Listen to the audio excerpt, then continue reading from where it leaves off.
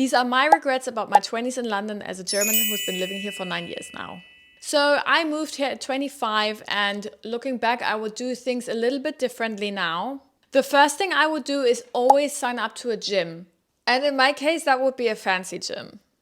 And yes, I didn't have the money to do that, but I worked really hard before I moved, and I came here with a little bit of money. And instead of spending that money over the years, I kind of just always saved it.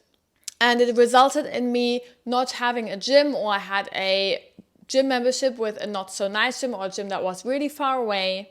And it resulted in me never going. And I think working out is so important for your mental health as well as your physical health. And so looking back, I think that money is just well invested. The next thing was trying to hang out with British people only.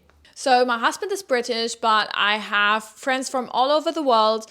And I felt British people were just not so open to make new friends. I think they all went to uni together. They already have their circles. They probably even have their families in the city. And so at some point, I really started to connect with other foreigners. And that was actually a really good thing because we could connect on so many things. Another thing I would tell my younger self is move more often. I spent 6 months in South Kensington, then I spent 3.5 years in Clapham. Towards the end, I even felt a little bit like I wanted to move on, but stayed because I was comfortable. And most people only live here for a certain amount of time. So you'll want to live in different areas and experience different lives. So if I could go back, I would say, Marietta, move more often. The next thing I would do is tell myself not to waste my money on Zara or H&M and just shop on Vinted.